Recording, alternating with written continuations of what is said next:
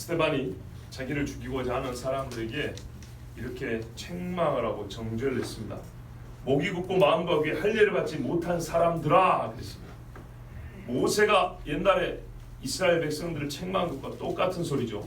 신명기에 보면 내가 너희를 알던 날부터 너희가 항상 여호와를 거역하여 왔느니라 그랬어요.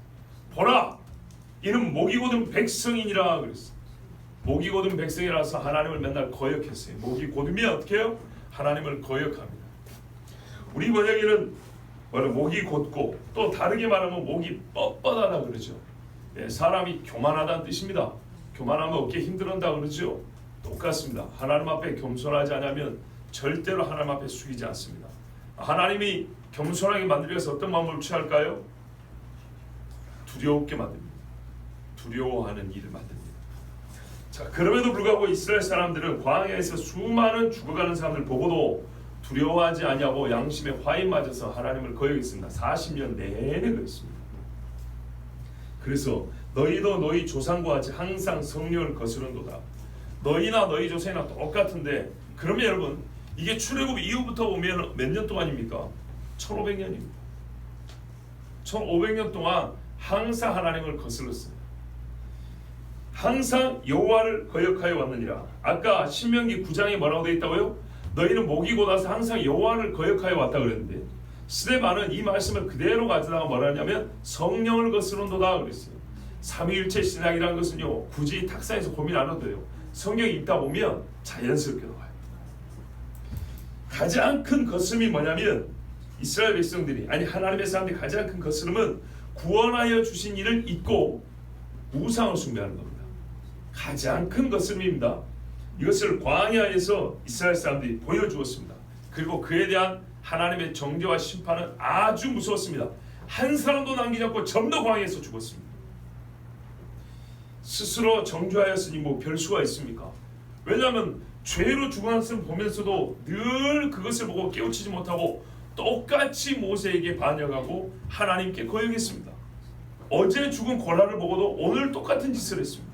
그러니 스스로 정죄를 한 것이다 이렇게 표현을 합니다. 너희 조상들이 선지자들 중에 누구를 박해하지 아니하였느냐. 자 너희도 너희 조상과 같다 그랬죠. 어떤 의미에서 같냐. 여기서 말하는 대표적인 조상들은 광야 세대인데 우리는 광야에서 안 살았는데요. 뭐가 같냐. 광야에 살았던 사람들이 누구를 대적했죠? 모세와 아론이었습니다. 그 다음 왕정시대나 사사시대는요 선지자들을 대적했죠. 바로 그 말입니다. 의인이 오시리라 예고한 자들을 그들이 죽였고 또 이제 너희는 그 의인을 잡아준 자요 살인한 자가 되나니 그랬습니다. 자 그렇게 말씀드린 대로 예언의 최고봉 예언의 핵심은 뭐라고요? 메시아입니다.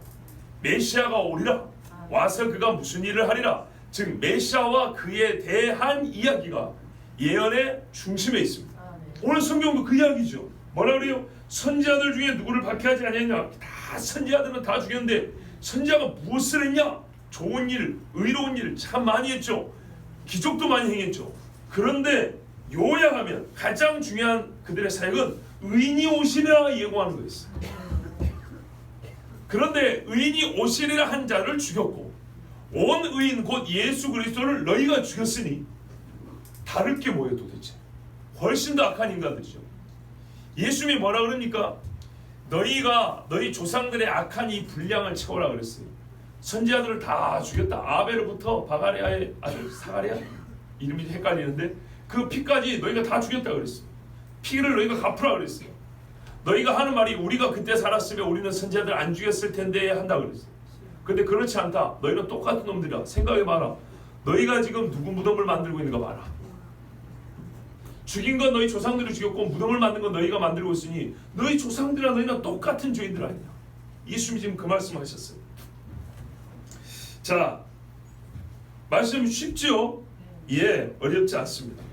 너희는 천사가 전한 율법을 받고도 지키지 아니하였도다. 이걸 종합해 볼 때 천사가 전한 율법, 우리는 구약성경에서 육신을 입은 하나님 이야기로 했고요. 그렇죠? 여호와의 사자, 곧 천사라고 불리기도 하면서 하나님 자신이라고도 일컬어지는 그 참 독특한 그 인물이라고 말이 좀 그렇죠. 신성을 갖고 있는데 그분에 대해서 우리는 2017년 초에 들었습니다. 2017년 초 제가 여기다가 그거 화이트보드 갖다 놓고 전했죠. 예, 그때 그 말씀이었어요. 자, 너희는 천사가 전한 율법을 받고도 지키지 아니하였도다. 사람이 만든 것이 아니고 하늘로부터 내려온 하나님의 명령이고 법인데 이것을 어떻게 해요? 받고도 지키지 아니하였다. 갈라디아서 3장 19절에 율법을 이렇게 말했어요. 천사들을 통하여 한 중보자의 손으로 베푸신 것인데, 그러니까 이게 단순 천사가 준 게 아니에요. 약속하신 자손이 오시기까지 있을 것이라 그랬어요. 자, 이 말은 뭔 말이에요? 자, 종합해 보세요. 율법이 메시아를 말하고 있다는 겁니다. 정리가 안 되십니까? 스데반같이 이렇게 구약 신학을 잘 정리해 준 이가 없는데, 봐보세요. 너희가 거역을 했대. 여호와를 거역했다고 구해야 되는데 이거를 다시 해석한즉 성령을 거슬렀대. 하나님을 거슬렀대요. 구체적인 거슬림의 내용이 뭐냐 했더니 선지자들을 박해했다는 거예요. 선지자를 죽였다는 거예요. 뭐 선지자가 어떤 하나님의 일을 했으니까 선지자를 박해한 것이 곧 하나님을 거스르게 되지 않겠습니까? 선지자가 무슨 일을 했는가 봤더니 의인이 오시라고 얘기했다는 거예요. 의인이 오시리라. 그럼 하나님이 하시고 싶은 얘기의 중심에 뭐가 있다고요? 메시아 이야기가 있다고요. 메시아 이야기를 하나님이 하고 싶으셔서 의인을 선지자를 보내줬대요. 그런데 이들이 선지자를 죽였대요. 근데 이거를 다른 측면에서 설명하면 율법을 거스른 거래요. 그래서 제가 뭐라 그래요? 율법과 복음을 분리하지 마라 그러잖아요. 구약과 신약은 따로 있는 게 아니라 한 하나님이라고, 한 언약이라고요. 창세기 3절 한 언약. 그래서 새롭게 이름을 붙이면 구약과 신약이 아니고 한 언약을 1, 2편으로 나누면 예수 그리스도 상, 예수 그리스도 하, 이렇게 나누는 게 훨씬 더 성경을 이해하는데 바른 관념이라고 해요. 자, 구약 전체가 설명이 다 되지요. 예, 어떤 말씀인지 아시겠죠? 최종적으로 너희가 율법을 어겼다는 거예요. 율법을. 그래요. 확실히 이쪽이 빨라요. 고개를 이렇게 해주고 이렇게 해주면 감사합니다. 성령을 거스른 자라, 율법을 거스른 자라. 결국 이렇게 되어 있습니다. 성령을 거스른 자는 성경을 거스른 자예요. 성경을 지킨 사람들은 성령을 따라 행했고, 그 성령을 따르고 성경을 지켰다는 것은 곧 메시아를 믿고 메시아에 관한 말을 했다는 거예요. 그러면 곧 이 사람들의 죄는 메시아를 부정한 거죠. 성령을 거스르고 성경을 어기고 메시아를 부정한 것. 이건 다 하나예요, 하나. 그래서 목이 곱고 마음과 귀에 할례를 받지 못한 사람들이라고 했어요. 요한복음 표현은 거듭나지 못했다는 거죠.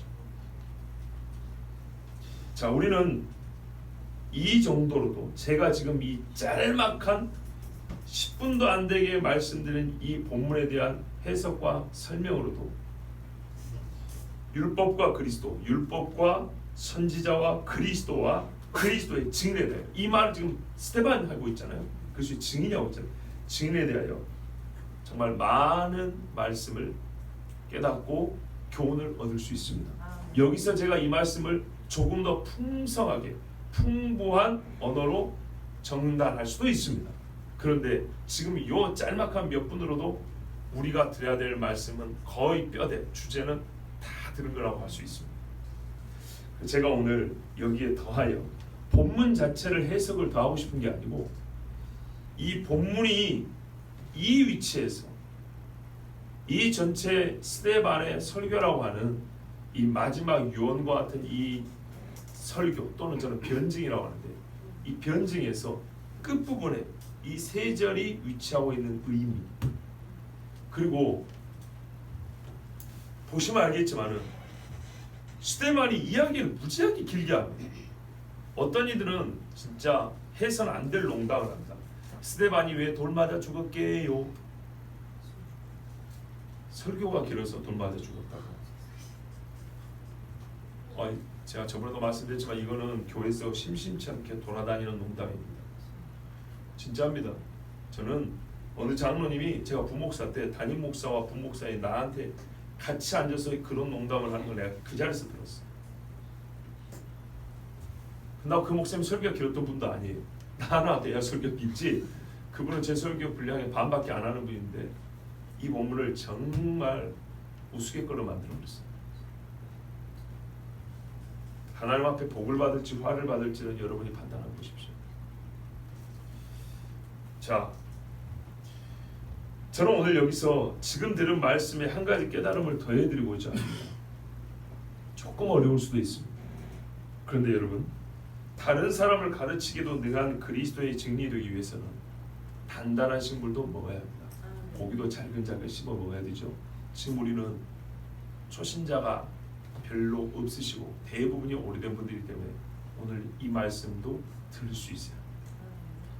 제가 여러분에게 지금부터 좀 전하고 싶은 말씀은, 스데반이 이 51절과 53절을 보면 자기를 핍박하는 자들의 죄를 고발하고 있어요. 그리고 그들을 정죄하는 거예요. 정죄는 하면 죄를 정한다는 거예요. 너희는 무슨 죄를 지었다고. 보세요. 선지자를 죽인 조상들과 똑같은 죄를 지었다고 하셨어요. 광야에서 죽은 사람과 같은 죄이라고 그렇게 말했죠. 이게 정죄예요. 정하다, 죄를. 그 말이 스데반이 지금 죄를 폭로하고 정죄하자 이 사람들이 못 견디고 54절부터 보세요. 스데반을 죽입니다. 말하자면 스데반이 자기 명줄을 끊는 얘기를 했어요. 그래서 제가 이 말씀을 조금 더 깊이 보고 싶은 거예요. 어떤 무지막지한 폭로를 했길래 이 사람들이 이 짧은 말을 듣고 죽이는가. 봐보세요. 보시면 알겠지만 스데반의 변증의 대부분은 이스라엘 역사 이야기예요. 그리고 죄를 지자는 부분은 딱 3절밖에 안 돼요. 근데 이게 얼마나 정말 뼛속 깊이 들어가는 아주 예리한 바늘같이 찌르고 들어갔길래 이 사람들이 한마디를 못 견디고 스데반을 죽였을까. 그 정죄가 얼마나 무서운 것이었길래 네가 죽나 내가 죽나 둘 중에 하나 죽어야지 이러고 끝장을 보았을까. 이것에 대해서 고민하고 싶은 거예요. 즉 이 변증의 구조를 조금 더 깊이 봐야 되겠다 그런 말이에요. 아시겠죠? 변증의 내용과 변증의 구조를 조금 더 깊이 봐야 되겠다.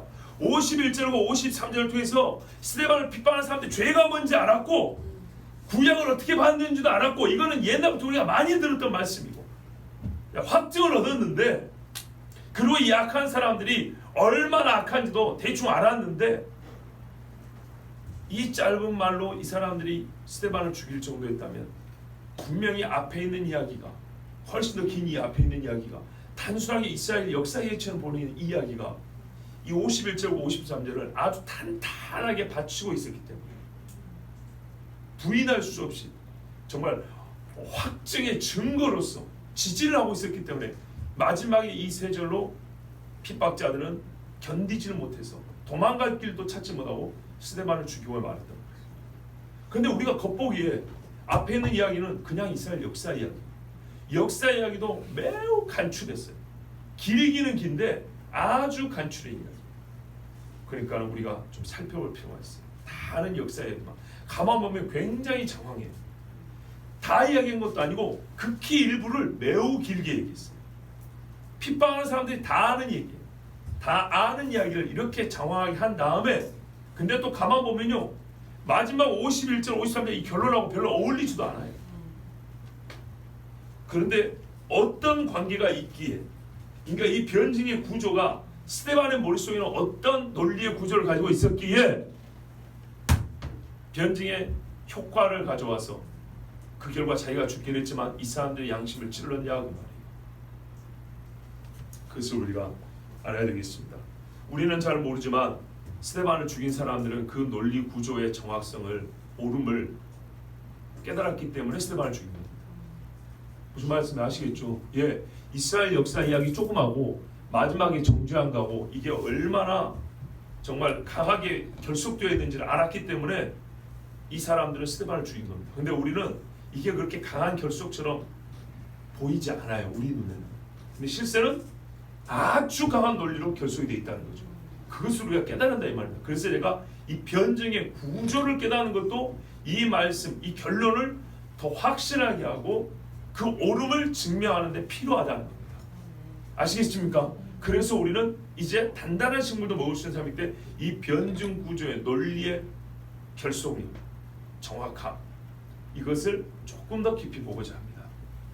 자, 여러분, 수많은 이스라엘 역사상의 죄를 열거한 다음에 죄가 얼마나 많아요. 사사시대 때 레위인들이 헛짓거리한 죄, 제사장들이 죄 지은 거, 나답과 아비가 헛짓한 그 다른 불을 가지고 와서 하나님 앞에 주임당한 죄, 고라 자손이 반역한 죄, 즉 제사장들과 관계된 죄만 열거해도 넘치고도 남아요. 지금 스데반을 죽이려 한 사람들 주로 제사장이나 사두개인 계열 아니겠습니까? 예수님 죽인 그 인간들이잖아요. 그러니까 이 사람들이 소위 종교 지도자들이니까 성경에 기록된 종교 지도자들의 죄만 다 긁어 모아도 수십 페이지를 쓸 수 있어요. 그런데 그런 이야기를 한 다음에 고로 너희도 너희 조상 계열도 같아. 제사장 계열, 레위인 계열, 종교 지도자들 계열 똑같은 계열이기 때문에 얼마나 좋아요. 그죠? 그 사람들 얘기한 다음에 너희도 이와 같은 죄인이야 이러면 될 건데 그런 이야기 안 해요.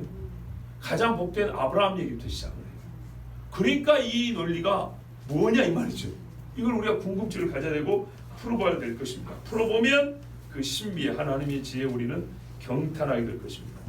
자, 이야기를 보면 아까도 말씀드린 대로 이스라엘의 수많은 지도자들의 죄나 또는 그들이 죄의 결과 아수르나 바벨론의 포로로 끌려간 이야기, 이것을 한 다음에 현재 로마의 압제받는 암담의 현실까지 이야기한 다음에 이게 다 너희들 죄값이다 이렇게 말했으면 좋았을 건데 솔로몬이 성전 지은 이야기에서 끝내고 바로 핍박자들의 죄를 고발하고 그들을 정죄하는 어색한 전환을 합니다.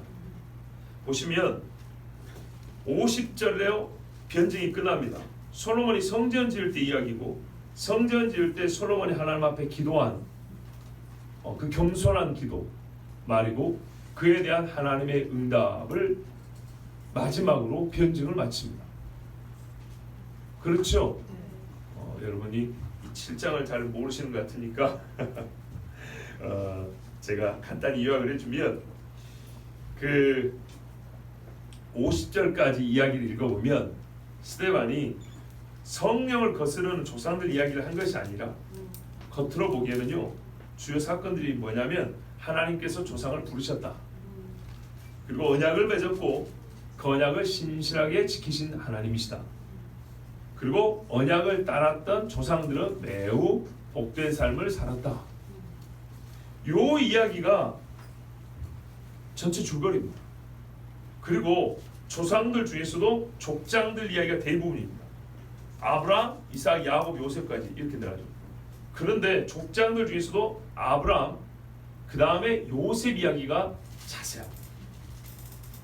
이 말씀 중에 요셉 이야기를 이렇게 자세히까지 할 필요가 있나 할 정도인데요. 예를 들면 여러분 보세요. 8절에 할례의 언약을 아브라함에게 주셨더니 그가 이삭을 낳아 8해 만에 할례를 하고 이삭이 야곱을, 야곱이 우리 12조상을 낳으니라. 끝. 이삭과 야곱은 이렇게 끝내버리고 요셉 이야기가 얼마나 기냐면 형들이 시기했던 이야기까지 해줍니다. 그죠? 진짜 장황하리만큼 요셉 이야기하고 모셉 이야기가 깁니다.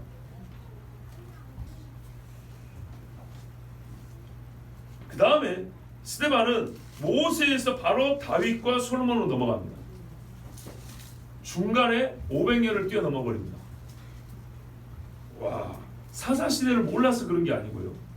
사무엘 선지자의 위대함을 못 배워서가 아닙니다. 일부러 뛰어넘어간 겁니다.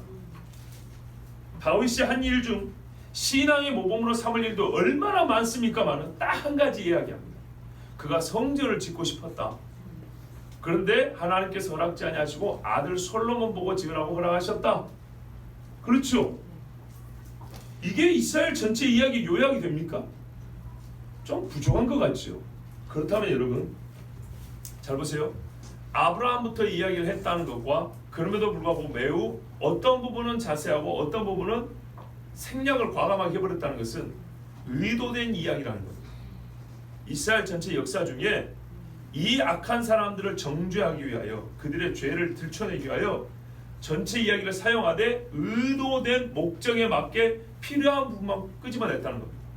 그런데 우리가 지금 깨닫지 못하는 것은 이 필요한 부분이라고 끄집어낸 이야기가 도대체 이 사람들을 정죄하는데 어떻게 쓰이느냐는 겁니다. 정죄를 받은 인간들은 그걸 아는데 우리는 성경을 많이 봤는데 우리는 아직 안 보여 그게. 그죠? 정죄를 받은 인간들, 이 이야기를 들은 인간들은 듣자마자 화가 나가지고 스데반을 죽였는데 우리는 이 논리 구조가 잘 연결이 안 되니까 아직 화가 잘 안 나요. 그래서 조금 더 봐야겠죠. 그리고 이것이 바로 단단한 신구를 먹는 자들이 읽어야 될 정도의 깊이입니다. 보십시오.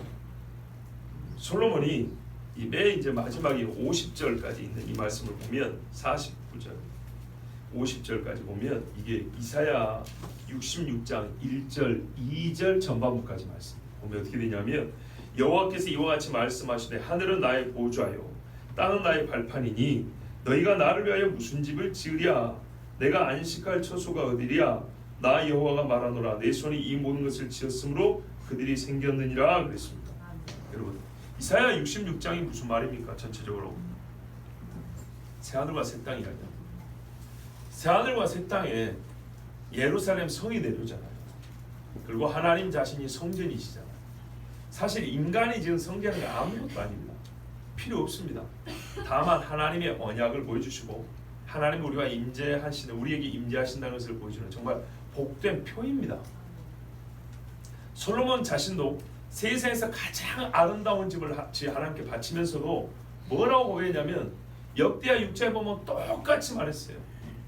하늘 위에 하늘이라도 하나님을 모실 수 있겠습니까? 그런데 하물며 제가 지은 이 집이 어떻게 주님을 모실 수 있사오리까?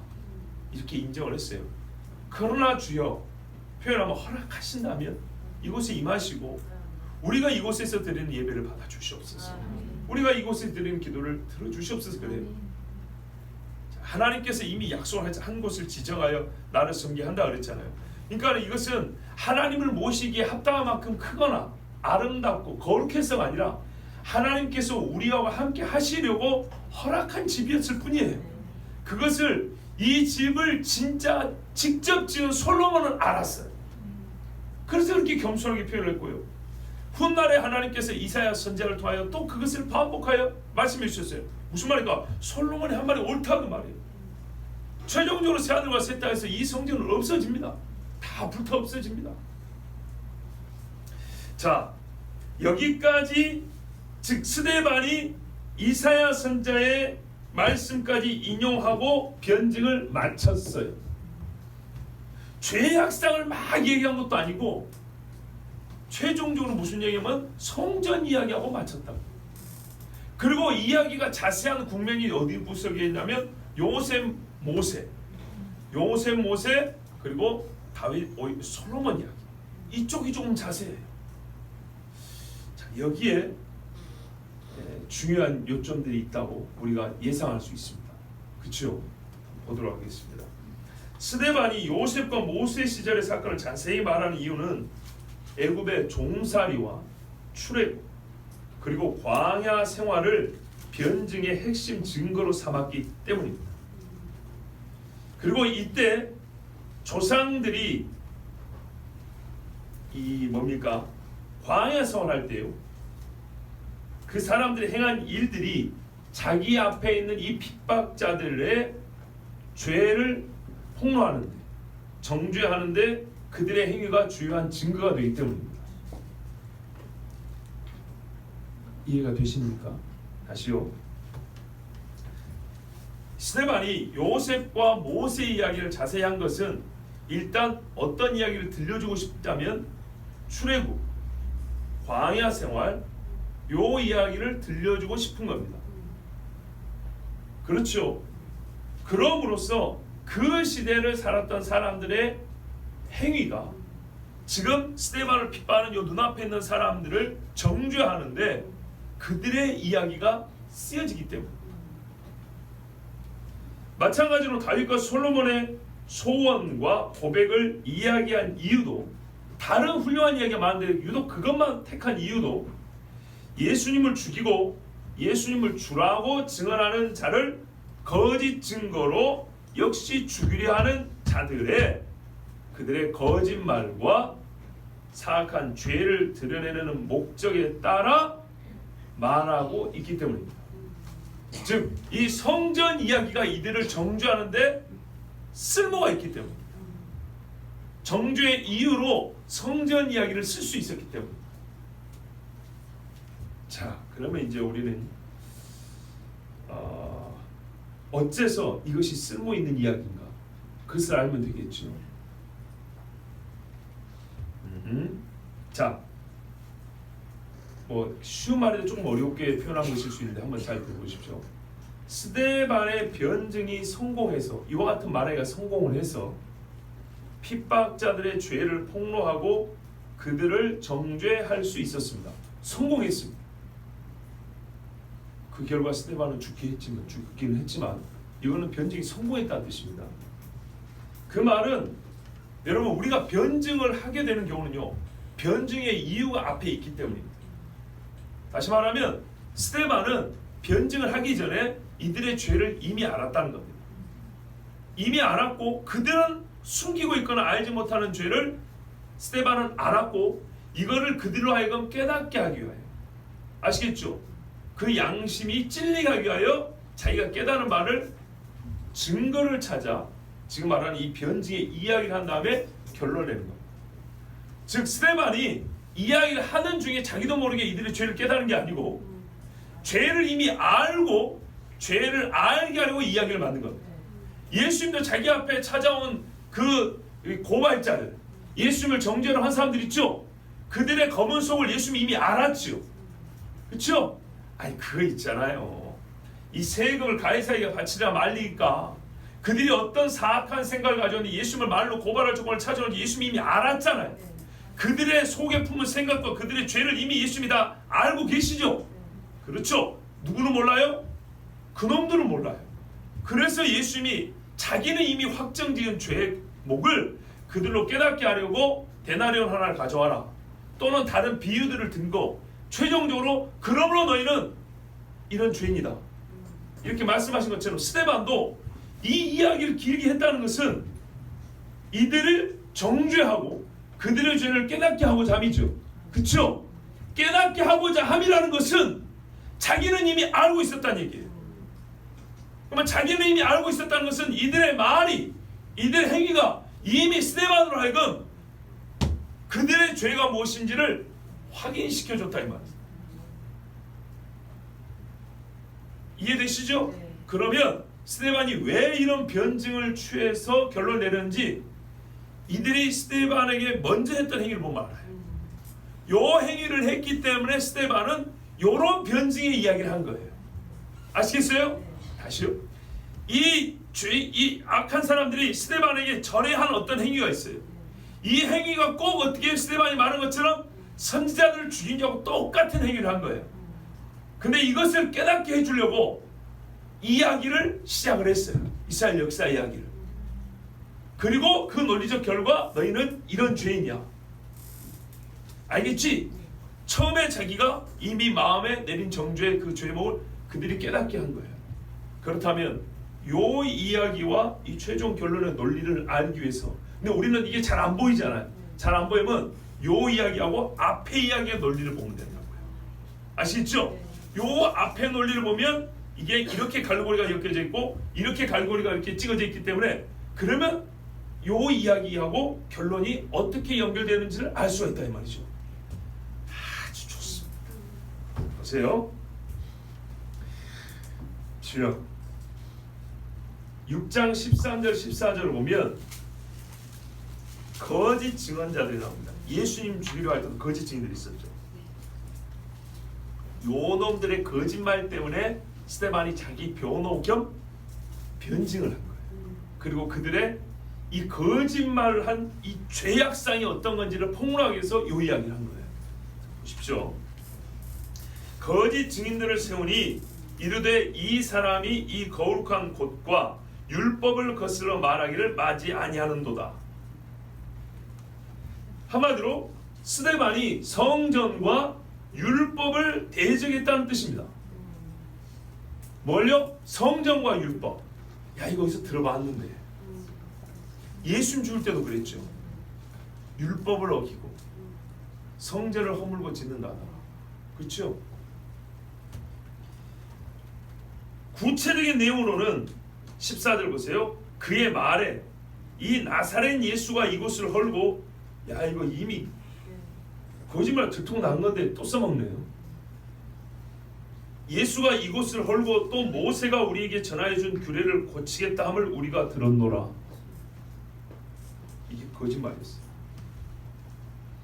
그러니까 성경과 율법을 대적하기 때문에 스데반을 잡아왔다는 거예요.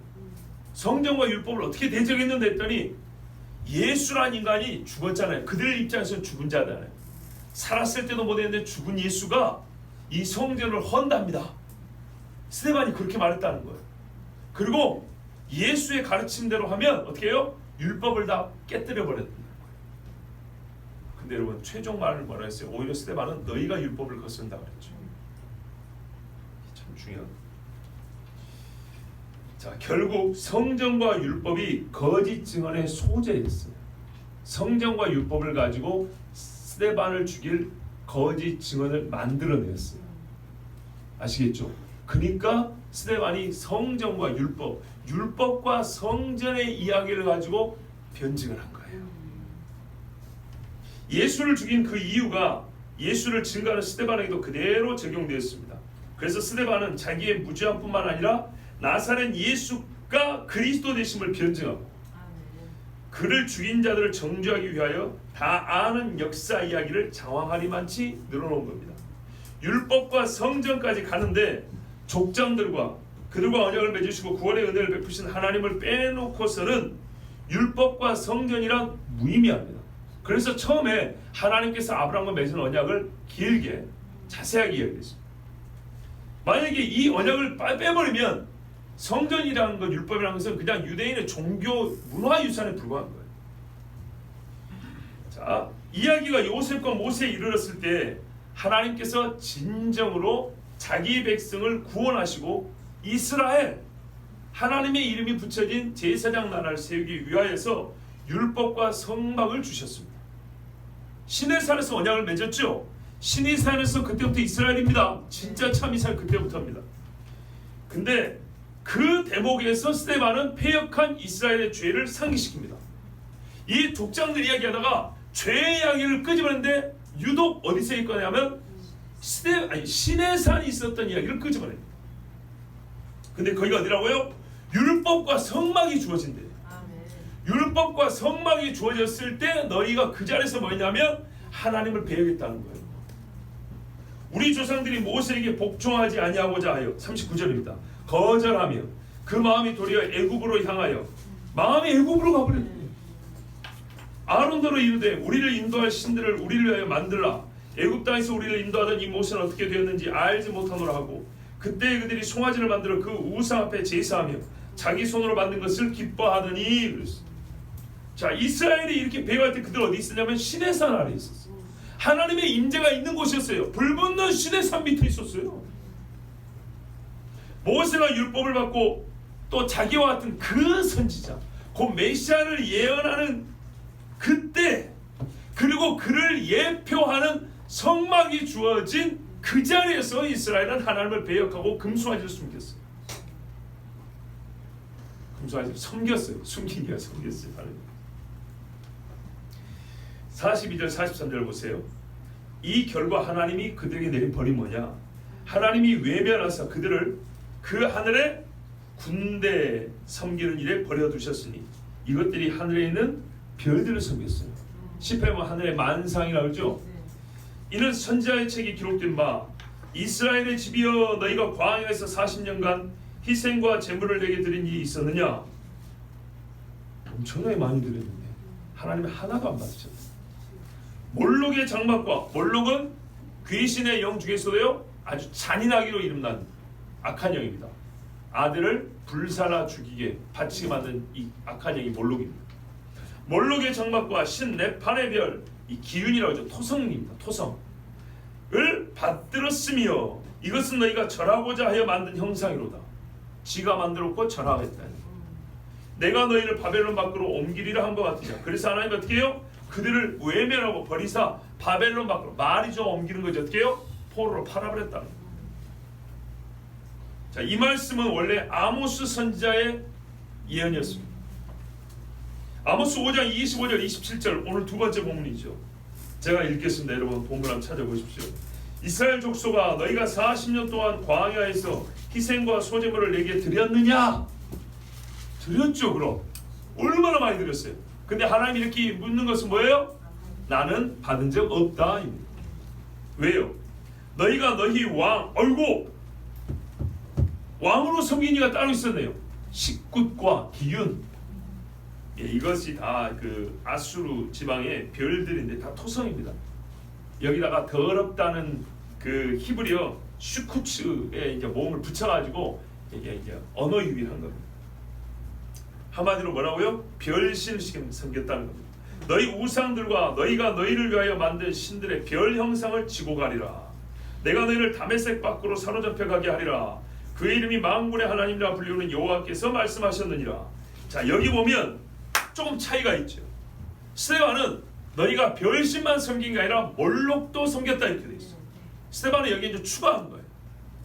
아모스가 고발했다 하나를 더한 거예요. 없는 걸 더한 게 아니라 실제로 이들이 이 짓을 했어요. 그리고 아모스는 뭐라고 하냐면 다메섹 밖으로 사로잡혀 가게 한다 그랬어요. 다메섹이 그러니까 아람이죠. 그죠? 그 경계의 밖은 이제 옛날에 아수르 바벨론 지역입니다. 이 다메섹 밖이라는 것이 아모스 때는 예언이지만 스데반 때는 이미 그 일이 일어난 후죠. 그러니까 좀 더 구체적으로 말해요. 다메섹 밖이란 바벨론이었다. 이래서 바벨론으로 너희가 끌려갔다 이렇게 말하고 있는 거예요. 자, 모세 때 하나님은 자기 이름과 영광과 법을 둘 성막을 주셨고 이를 계승한 이가 다윗과 솔로몬입니다. 모세는 율법으로 그리스도를 말하였고 성막으로 그리스도가 하실 일을 모형으로 보여주었습니다.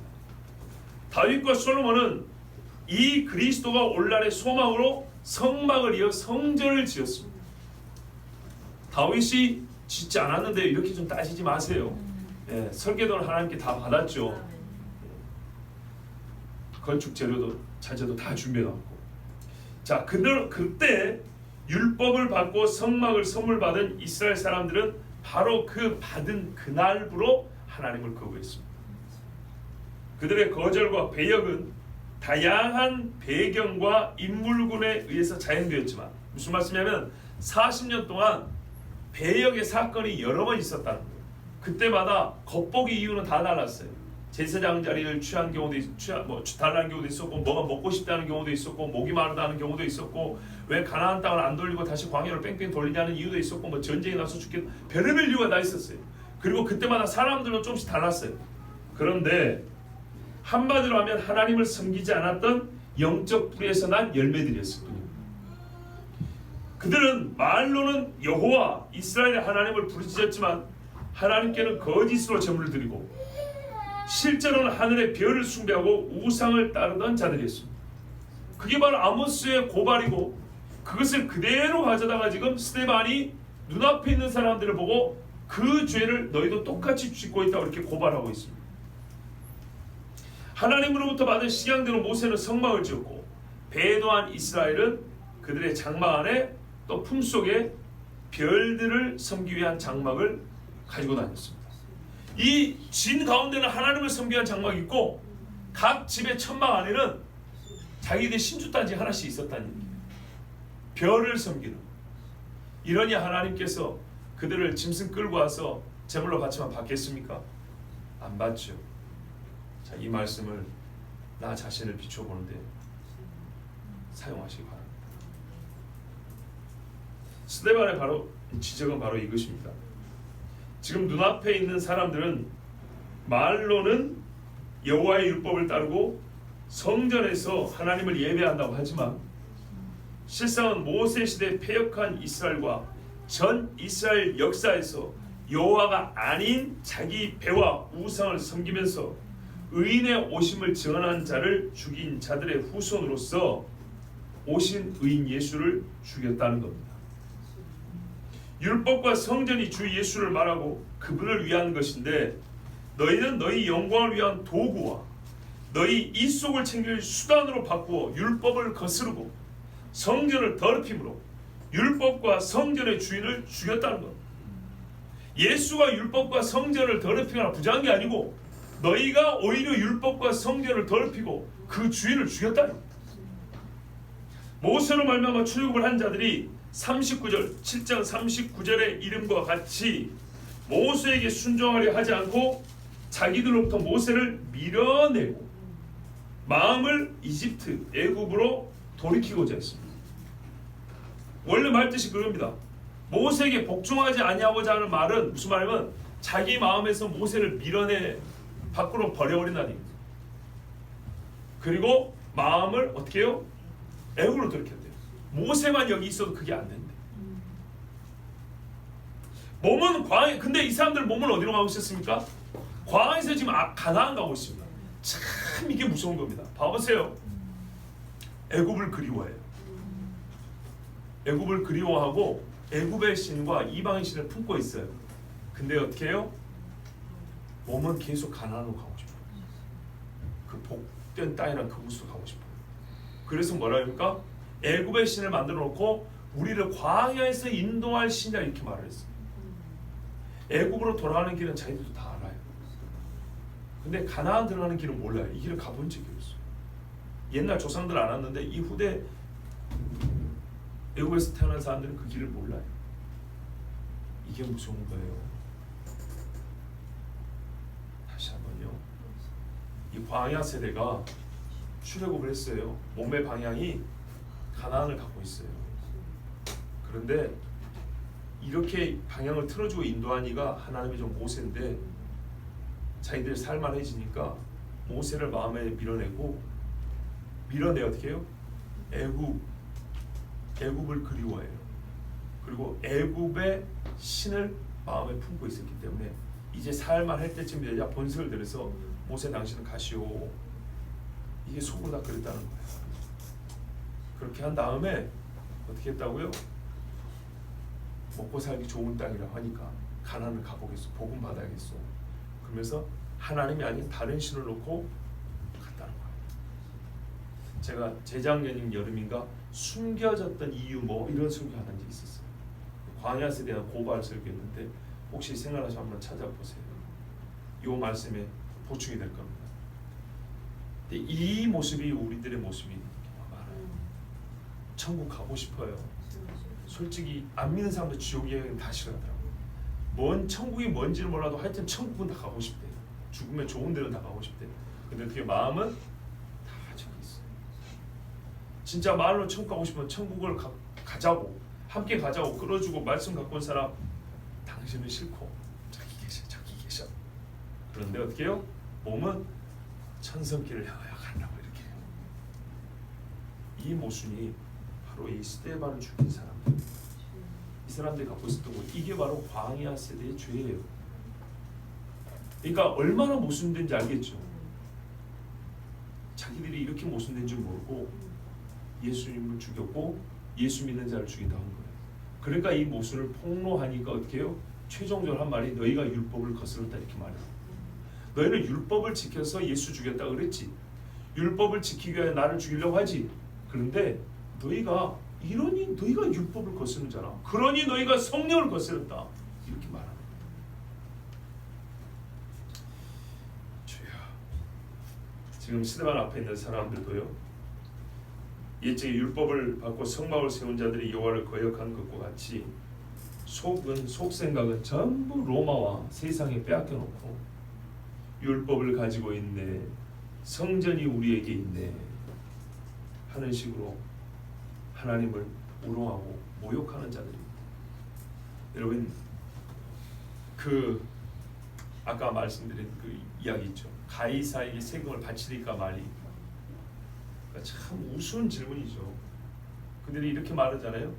선생이요, 선생은 사람을 왜 물어보지 않냐고. 그 속을 보시는 줄 우리가 압니다. 얼마나 바보 같습니까? 자기 입으로 속을 다 본다 그러잖아요. 그러면서 속을 숨기고 가이사에게 세금을 바치리까 말리까. 주님이 뭐라 그랬어요? 이거를 어렵게 푸는 사람 있고, 옛날에 법학 배울 때 우리 법학 교수가 이거를 아주 또 철학적으로 법학으로 풀려고 애를 쓰는데 다 부지런짓거리고요. 예수님 하신 말씀 배우고 싶다니까요. 동전 하나 보이라고 그랬죠. 데나리온 하나를 보이면 이 형상과 이 글이 네 것이라 그랬죠. 소유권을 판단하는 기준이 뭐라고요? 형상과 글이라고요. 사람들이 가이사의 것입니다. 가이사의 얼굴이 이렇게 새겨져 있고 가이사의 말이 이렇게 돌려져 있다, 새겨져 있단 말이에요. 그때 예수님 말했어요. 가이사의 것은 가이사에게, 하나님의 것은 하나님에게. 여기 어디서 헌금 이야기가 있어요? 그 헌금 이야기는 다른 본문으로 하면 충분하다고. 아주 쉬운 이야기예요.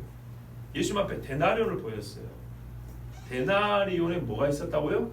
가이사의 그림과 가이사의 글이죠. 그럼 이거 누구한테 바쳐야 되죠? 가이사에게. 맞잖아요. 예수님 말씀대로 가이사에게 바치라고 말해요. 그러면 다른 돈들은 어떻게 돼 있죠? 기준하면 형상과 글인데 세상 어느 돈에 하나님의 형상과 하나님의 글이 새겨진 돈이 있습니까? 없죠. 없습니다. 액면 그대로면 어떻게 됩니까? 모든 돈은 세상에다 바쳐도 돼요. 근데 우리 중 분명히 하나님의 것이 있대요. 하나님의 것은 하나님에게 기울였어요. 하나님의 형상과 하나님의 글 어디에 있습니까? 여기 있네요. 그러니까 이거죠.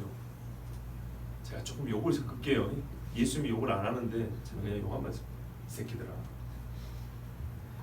너희는 다 세상에 팔아버리고 네 자신은 세상에 다 줘놓고 그 세금 몇 푼 하나 더 내야 되냐 덜 내야 되냐 이거 가지고 지금 따지고 왔냐? 말장난하냐? 그건 충분히 가릴 수도 있고 자기들의 믿음이 어떠냐에 따라서 그리고 양심에 따라서 이거는 다 정할 수 있어요. 하나 어려운 거 아니에요. 근데 마치 내가 그걸 몰라서 세금을 얼마 바쳤는지 모르겠네. 우리 교회로 말하면 누가 가르쳐주는 사람이 없어가지고 내가 헌금을 얼마나 해야 되는지 또 11조 어떻게 해야 되는지 잘 모르겠네. 감사금 해마라. 누가 안 가르쳐줘가지고 성경에 그런 말씀은 없더라고. 보너스 받으면 어떻게 이런 말씀은 없더라고.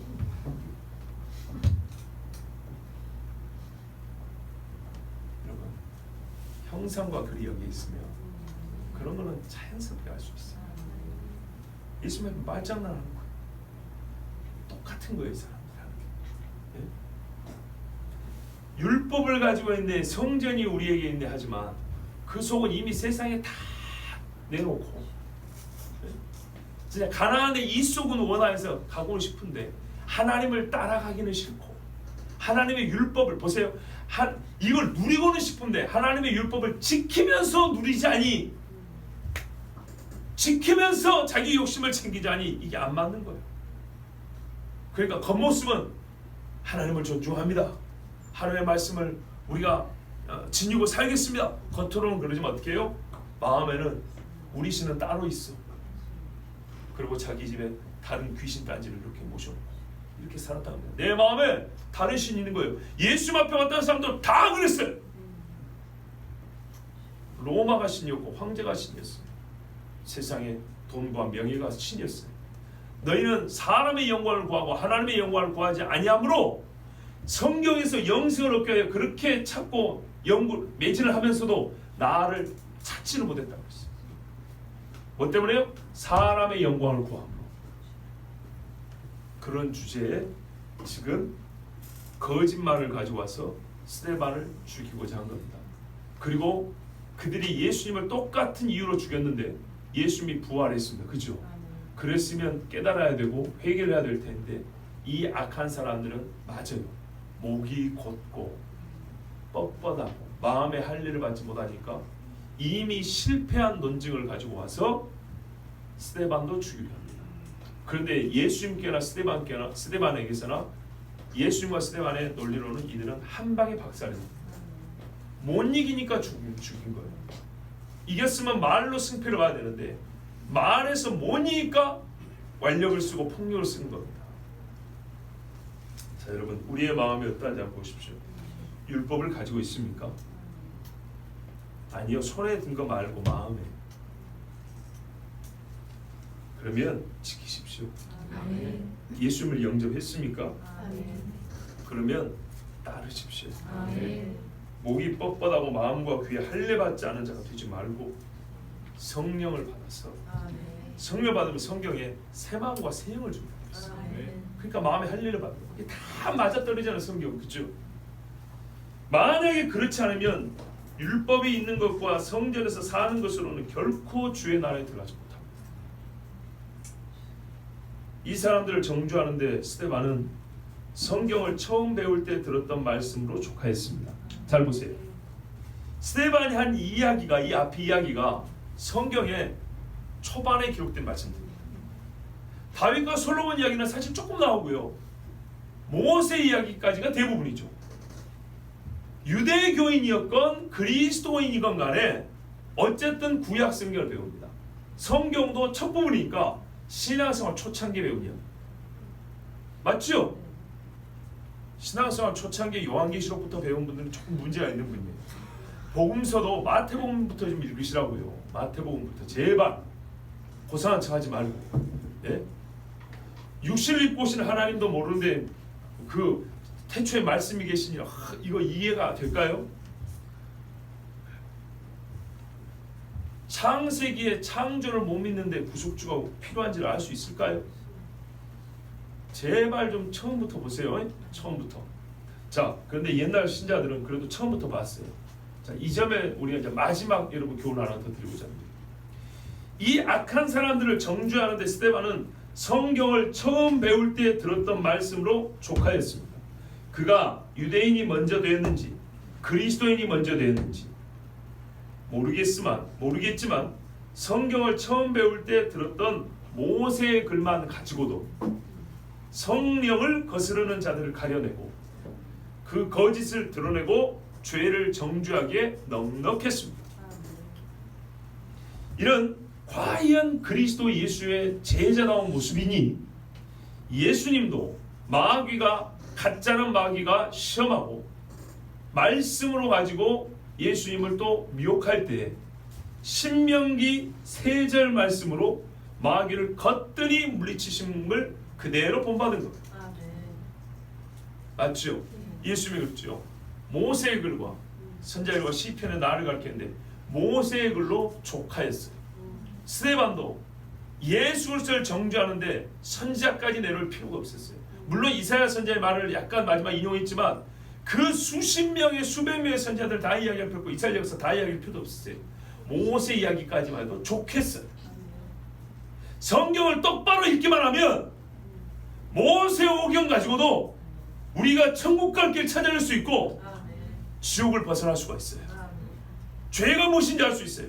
회개의 이유 다 찾을 수 있어요. 성경을 개떡같이 읽고 편하게 읽으려고 하니까 모세의 글은 어렵고 모세의 글은 구닥다리고 모세의 글에서 무슨 복음이 있냐 이딴 소리 하는 거예요. 예수 그리스도를 보여준 자가 모세란 말이에요. 예수께서 하실 일이 모세가 한 일이에요. 이걸 히브리서가 잘 풀어서 말하고 있잖아요.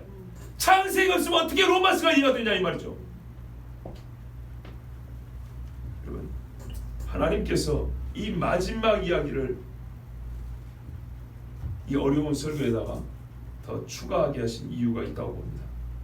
성경은 한 절 한 절이 한 사람과 한 사건에 정확하며 적확하게 적용되기도 하고 길게 푼 이야기로도 풀면 이게 좀 표면이 완만하고 면적이 넓잖아요.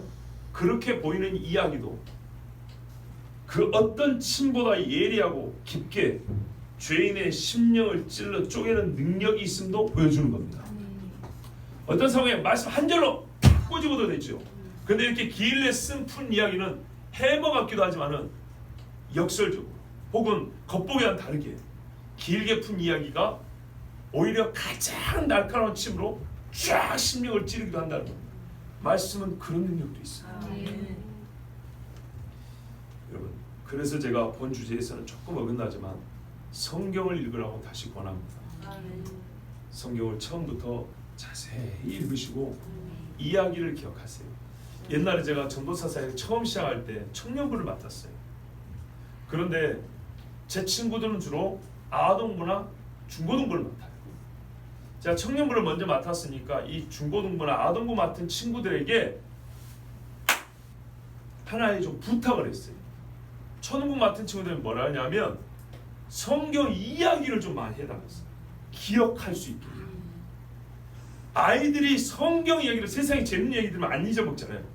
성경의 이야기가 머릿속에 들어있도록 좀 해달라고 했어요. 그 정도가 돼야 청년부에 와서 어려운 말씀을 들을 수 있는데, 청년부 올라와도 성경의 스토리를 몰라. 스토리가 기록되어 있는 것은 그 스토리, 야곱의 이야기가 기록되어 있는 것은 야곱의 인물을 배우라는 것이 아니라 야곱을 만난 하나님을 알려면 야곱 이야기를 봐야 된다는 얘기예요. 그런데 스토리 자체를 모르고 띄엄띄엄 단어만 알아요. 야곱이라는 사람이 있는 것만 알아요. 그러니까 훗날에 더 어려운 말씀, 더 깊은 말씀을 들을 준비가 안 돼 있어서 다시 처음부터 이렇게 돌아가는 거예요. 제발 어릴 때는 성경을 처음부터 읽는 것부터 해서 그 이야기를 좀 기억하게 돼요. 그리고 그것을 조금씩 연결시켜서 어느 정도 얼개가 맞춰지면, 성이 되면 여기에 빈틈을 꽉꽉 채워서 단단한 집을 지을 수 있는 기초를 이렇게 다 마무리를 할 수 있는 거예요. 그러면서 이제 장년의 삶을 살면서 정말 멋진 신앙의 집들을 지을 수 있지 않겠습니까? 이게 모든 사람에게 시간적으로나 환경적으로나 또 뭐 이게 하나님이 쓰신 사명에 따라서나 약간씩 차이는 있을 수 있어요. 그렇지만 기본적으로 사람이 어린 시절이 있고 장사 시절이 있기 때문에 어린 시절에는 하나님의 말씀을 듣는 훈련이 잘 돼 있어야 돼요. 그래서 그 이야기가 머릿속에 들어있을 수 있어요. 근데 우리 교회에서 어린아이들 이렇게 말씀을 읽고 암송하게 하고, 또 우리 장년들도 겸손하게 말씀을 읽으니까 얼마나 감사한지 몰라요. 제가 참 죄송합니다. 쓸데없는 얘기 하나 더 해서, 제 설교가 어렵다는 경우에 큰 이유 중에 하나는 뭐냐면 성경을 평상시에 안 읽기 때문에 주일에 와가지고 1시간 성경 그 한 절을 펴가지고 보니, 한 절을 폈지만 이 한 절을 설교하기 위해서 성경 전체를 여기 갔다 저기 갔다 하는데 이게 이해가 될 수가 있나요? 그러니까 평상시에 성경을 부지런히 읽으시고, 그리고 이야기도 아시고 의문을 가져야 돼요. 이게 고민도 되고, 그래서 다른 성도 좀 찾아보고, 이렇게 되면 주일날 저뿐만 아니라 우리 전도사님들 설교도 갈수록 심오해지고 있는데 이 말씀들도 이제 다 받아들여 진짜로 장성하여서 남을 가르칠 수 있는 거예요. 제가 신앙생활하면서 첫째는 다 천국 가는 거고요. 두 번째는요, 교회 위기가 왔을 때 제일 먼저 잡혀가는 사람은 목회자들이잖아요. 목회자들이 잡혀갔을 때조차도 성도들끼리 서로 가르치고 배울 수 있는 수준에 이르기까지 했습니다. 옛날에 청년들을 가르칠 때도 그것을 목표로 제자 훈련시키고 성경 공부를 시켰어요. 진짜입니다. 목회자가 없을 때 목회자에 준하여 서로를 가르치고 배우고, 또 그것을 행함에 있어서 서로 의심하지 않고 신뢰할 만한 정도로 청년이 청년을 가르친다. 이 정도 돼야 된다. 성경은 그 정도 수준을 요구한다. 근데 제가 이 정신을 어디서부터 배냐면 10대 때 배웠어요. 10대 때 제 친구가 그랬어요. 10대가 10대를 이끈다 그랬어요. 이 정신 나가자 세상에 빠져나간 10대들을 어른들이 좀 살려주면 좋은데, 죄송하지만 어른들이 그 정신이 별로 없으시더라고요. 그러면 정신 차린 우리라도 같은 세대를 일으켜보자 하고 신앙 부흥운동을 했어요. 지방에서. 그게 한 10년 갔습니다. 형식적으로라도 10년은 갔습니다. 저희 후배들 한 10년 했으니까요. 얼마나 그게 감사했는지요. 그 정신을 일깨워준 친구가 고맙습니다. 그런데 안타깝게도 그 친구는 지금 그 정신을 잃은 것 같습니다. 그래서 여러분에게 계속 이렇게 강조하는 거예요. 하나님 말씀에 붙들려 있으시라고. 겸손하게 하나님 말씀을 읽으시고 성령을 거스르는 자가 되지 마시고 우리 속이 하나님 말씀에 복종하는 자들 되기 바랍니다. 그러면 스데반을 정죄하는 자가 아니라 스데반과 같은 사람 될 수 있습니다. 기도하겠습니다. 하나님 아버지.